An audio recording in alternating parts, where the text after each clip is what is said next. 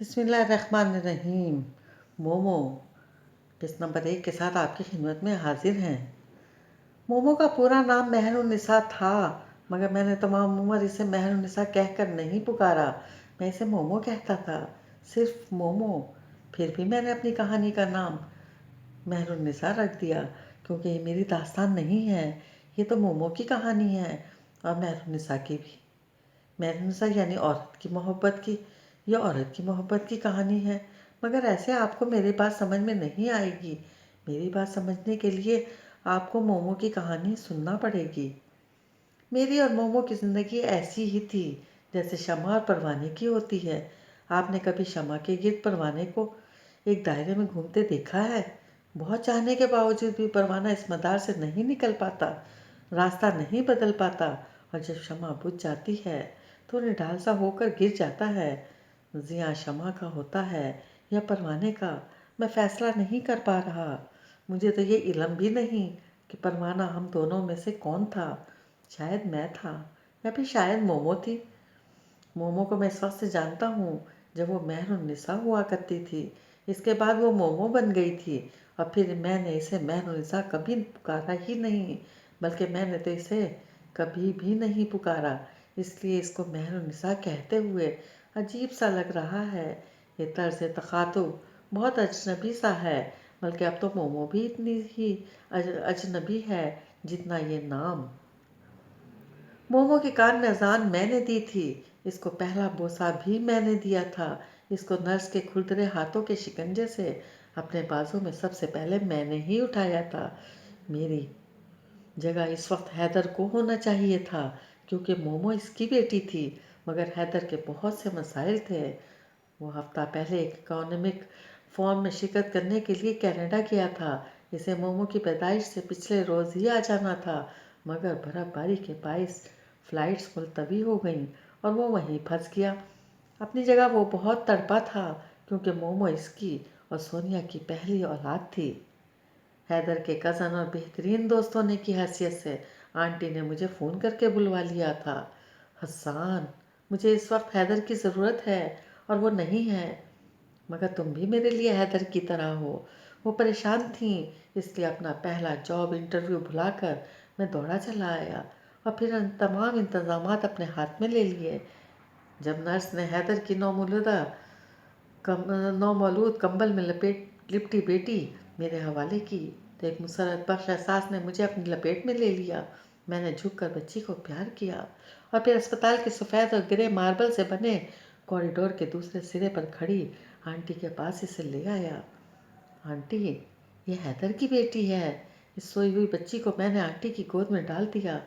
उन्होंने वालियाना अंदाज में बच्ची का माथा चूमा, मगर यकदम सर उठाकर मुझे देखा। इनकी खुशी से तमतमाते चेहरे पर तफक्कुर की लकीरें उभरी थी। सोनिया, सोनिया कैसी है हसन? मैंने गहरी सांस ली। वो ठीक हो जाएगी। मेरा मतलब था कि वो ठीक नहीं है। आंटी परेशानी से इधर उठ खड़ी हुई। मैंने इन्हें तसल्ली देने के लिए लब खोले ही थे कि मेरी पुश्त पर किसी ने कहा, सोनिया के हस्बैंड कौन है? मैं चौंक कर पलटा। मेरे सामने सफ़ेद ओवरऑल में मलबूस सपाट चेहरे वाली लेडी डॉक्टर खड़ी थी। वो यहाँ नहीं है। सोनिया कैसी है? मेरे लहजे में बेकरारी थी। सॉरी, वो बच नहीं सकी, उन्होंने बताया, और मैं अपनी जगह सुन सा खड़ा रह गया। आंटी बेइख्तियार अपनी मनचाही बहू के लिए रोने लगी थी। मैंने एक तरह मुमायज निगाह इनकी बाहों में सुकून से सोई बच्ची पर डाली। मुझे इस पर बेहद तरस आया था। बच्चे से इसकी माँ छिन जाए, इसका अंदाज़ा मुझसे बेहतर कौन कर सकता था। मेरी माँ भी 3 बरस की उम्र में मुझसे दूर चली गई थी। फ़र्क ये था कि मोमो की माँ को अल्लाह ने इससे दूर कर दिया था, और मेरी माँ को एक मर्द ने, यानी इनके दूसरे शौहर ने। इसके बाद मुझे किसी औरत की मोहब्बत नहीं मिल सकी थी। मेरे अंदर इस बात से वो खला पैदा हो गया था। मैं नहीं चाहता कि वो मोमो के अंदर भी पैदा हो, मगर मैं क्या कर सकता था? हैदर बमुश्किल जनाजे पर पहुंच सका था। इसकी हालत बहुत बुरी थी। इसकी और सोनिया की लव मैरिज थी, और ये बात मुझे और भी दुखी कर गई। हैदर को अपना होश नहीं था। आंटी ताजिद के लिए आने वालों को भुगता रही थी। किसी और की मदद ना हासिल होने के बायस मैं अकेला बाहर के बहुत से काम निपटा रहा था। ऐसे में किसी को भी इस एक दिन की बच्ची का ख्याल ना आया जो पता नहीं कहाँ थी। इस वक्त मैं अपनी निगरानी में माई हलीमा से किचन से बर्तन निकलवा रहा था जब दफातन एक छोटे से बच्चे के रोने की आवाज़ ने मुझे चौंका दिया। ये कौन रो रहा है? कोई मेहमान का बच्चा होगा, हलीमा ने प्लेटें निकालते हुए मसरूफ़ अंदाज में कहा। मैं एकदम से बेचैन हो गया। वो बच्चा मुसलसल रो रहा था। हलीमा को किचन में छोड़कर मैं आवाज़ के ताक़ुब में बाहर आ गया। रोने की आवाज़ पेंट्री के साथ बने स्टोर रूम से आ रही थी। मैं स्टोर रूम का नींव हुआ दरवाज़ा पूरा खोलकर जैसे ही अंदर दाखिल हुआ, सामने सिल्वर की एक पेटी पर कंबल में लिपटी हैदर की रोती बेटी मुझे दिखाई दी थी। दुख, हैरत और गुस्से से मेरा बुरा हाल था। मैंने बच्ची को उठाकर थपका मगर वो रोती रही। मैंने इसको बाहर जाकर आंटी के हवाले किया और नौकरों को एक यादगार डांट पिलाकर बच्ची के निगहदाश्त पर लगा दिया। पता नहीं वो कब से भूखी थी। इस रात हैदर को पहली दफ़ा अपनी बेटी दिखाई गई। हैदर ने किसी फिल्मी बाप की तरह बीवी की मौत का जिम्मेदार बेटी को ठहराकर कबूल करने से इनकार नहीं किया था, बल्कि इसको अपने सीने से लगा लिया था। सोनिया की डेथ के छठे दिन जब मैं हैदर की तरफ गया तो आंटी ने मुझसे पूछा, हसान, हैदर की बेटी का नाम क्या रखें?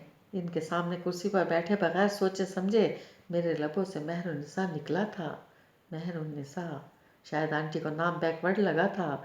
इस बच्ची को मोहब्बत की ज़रूरत है आंटी, और मेहर का मतलब तो मोहब्बत होता है। मैं यूं ही कहता चला गया। ठीक है, ये नाम बिल्कुल ठीक है। हैदर से मैंने पूछा तो वो आपकी मर्ज़ी कहकर लाताल्लुक़ हो गया। पता नहीं इसने और सोनिया ने अपने बच्चे के लिए कितने नाम सोचे होंगे। वो एकदम अफसरदा नज़र आने लगी। हौसला करें आंटी, एक दिन बहुत ज़्यादा तना हो जाने वाली आंटी को तसल्ली देने लगा और फिर नामहसूस तरीके से मेरा हैदर के घर आंटी की दिलजोई के लिए आना जाना बढ़ता गया। वो हैदर के लिए बहुत परेशान रहती थी। हैदर ने खुद को हर शय से अलग थलग कर लिया था। इसका ज़्यादा वक्त अब इसके काम पर गुजरता था। कभी कभार वो सिगरेट पीता भी दिखाई देता, हालांकि सोने की डेथ से पहले वो सिगरेट नहीं पीता था। मत क्या करो स्मोकिंग, नुकसान देगी। एक दिन जब वो लॉन में टहलते हुए सिगरेट फूंक रहा था तो मैंने इसे टोका। वो 26 साल का था, मुझसे 4 बरस बड़ा, मगर हमारी बेतकल्लुफ़ी बला की थी।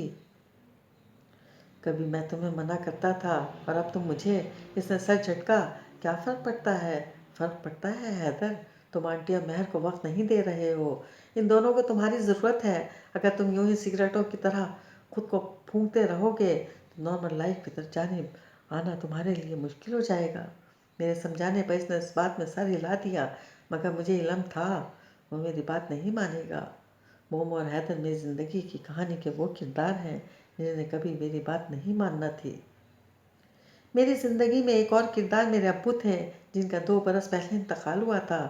बहन भाई थे नहीं, मैं अकेला रहता था। इन दिनों नौकरी की तलाश कर रहा था। ज़िंदगी के बारे में मेरी प्लान वाज़े थे। एक ज़बरदस्त किस्म की जॉब ढूंढकर 4-5 बरस खुद को फाइनेंशियली स्ट्रॉन्ग करना और फिर किसी अच्छी सी लड़की से शादी करके हंसी खुशी रहना। ज़्यादा मसाइल मेरे होते नहीं थे, सो रोज़ शाम को अपने घर से 10 मिनट की वॉक पर मौजूद हैदर के घर जाकर आंटी के साथ एक चाय कप पीने का वक्त खुद ब खुद निकल आता था। इसी तरह एक आम सी शाम जब मैं आंटी की तरफ आया तो लॉन्ज में रखे सोफे पर बैठी अपनी पोती के मुंह में चम्मचों से पानी डाल रही थी। कैसे हो हसान? मुझे देखकर इनके चेहरे पर एक मेहरबान तबस्सुम बिखर गया। मैं ठीक हूँ, आप कैसी हैं? मैं तो बस मेहर की जानिब से परेशान हूँ। अपनी गोद में लेटी मेहर पर झुकी हुई तशवीश से कहने लगी, रात से इतना तेज़ बुखार है। अब मेरी उल्टी सीधी तिब्बी इमदाद से शुक्र है कुछ कम हुआ है, वरना इतने छोटे बच्चे को तो कोई दवाई भी नहीं होती। अरे, इतनी प्यारी सी बच्ची को क्यों बुखार चढ़ गया? मैं उठकर मेहर के करीब आ गया और प्यार से इसका गाल छुआ। वो अपनी दादी को देख रही थी। मेहर, ओए गंदी बच्ची, इधर देखो। मेरे पुकारने पर भी वो दादी को ही देख रही थी। इसने पिंक कलर के फ्रॉक के साथ हम रंग ऊनी जुराबें पहन रखी थी। मेहर, इधर देखो। मैंने इसे मुतवज्जा करने की नाकाम कोशिश की। मेहर, गंदी बच्ची। मोमो, غیر ارادی طور پر میرے لبوں سے مومو نکلا۔ اس نے ایک دم اپنی بڑی بڑی براؤن آنکھیں گھما کر مجھے دیکھا۔ مومو دراصل میرے ناول کی ہیروئن کا نام تھا جو میں پچھلی رات پڑھ رہا تھا۔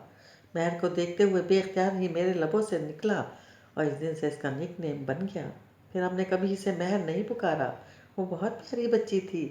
اس میں حیدر کی بہت شباہت تھی، خصوصاً اس کے اوپر والے ہونٹ کا کٹاؤ تو ہو بہو حیدر کی طرح تھا، مگر بھوری آنکھیں اس نے سونیا سے چرائی تھی۔ جب مومو نے پاؤں پاؤں چلنا شروع کیا تو اس کا مشغلہ مٹی کھانا بن گیا۔ آنٹی اس کے لیے دنیا بھر کے بہترین کھلونے لاتی تھیں، مگر مومو پھر بھی کسی بلی کی طرح رینگ کر لان سے باہر نکل جاتی اور لان میں کیاری سے مٹی نکال نکال کر کھاتی۔ مجھے جب بھی وہ مٹی کھاتی دکھائی دیتی میں اسے ڈانٹ دیتا، جس کا نتیجہ یہ نکلا کہ وہ منع تو نہیں ہوئی، البتہ میری گاڑی پوچھ میں داخل ہوتے ہی دیکھ کر وہ مٹی کھانا چھوڑ کر تیزی سے گھٹنوں پر چلتی ہوئی اندر وہ پوش ہو جاتی۔ وہ مجھ سے ڈرنے لگی تھی۔ اس کا خیال تھا میں اسے صرف ڈانٹتا ہوں، اس لیے جب اس شام میں حیدر کی طرف آیا وہ مجھے فراک میں ملبوس کیاری میں بیٹھی نظر آئی۔ میں نے قدر نرمی سے اسے پکارا، مومو۔ مٹی کھاتے اس کے ہاتھ، چھوٹے چھوٹے ہاتھ یکدم رکے۔ اس نے گردن اٹھا کر قدرے فاصلے پر مجھے کھڑے دیکھا تو اس کی مڑی ہوئی پلکوں والی بھوری آنکھوں میں یکدم بے تحاشا خوف سمٹ آیا۔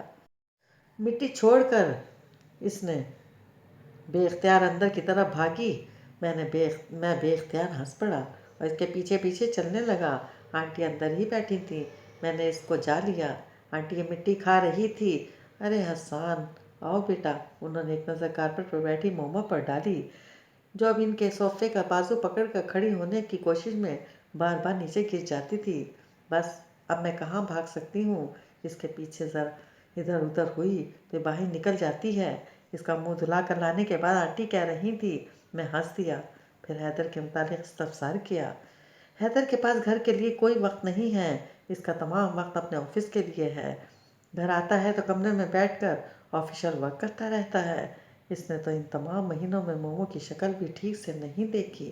انہوں نے گود میں بیٹھی مومو کی جانب تعصب سے دیکھتے ہوئے اس کے ماتھے پر آئے بھورے بال سمیٹے۔ میری سمجھ میں نہیں آتا حسان، میرے بعد میری مومو کا کیا بنے گا؟ میری مومو تو رل جائے گی۔ ان کی نگاہیں اور لہجے میں اضطراب چھلک رہا تھا۔ اس وقت تو میں نے آنٹی کو تسلی دی، مگر اس رات مجھے آنٹی کی باتیں بہت یاد آئی تھیں۔ میں نے آپ کو بتایا تھا نا، میری ممی مجھے 3 برس کی عمر میں چھوڑ گئی تھی۔ ان کے دوسرے شوہر مجھے نہیں رکھنا چاہتے تھے، سو میں ساری زندگی بابا کے ساتھ رہا۔ ماں کی محبت کی کمی نے میرے اندر جو خلش چھوڑی تھی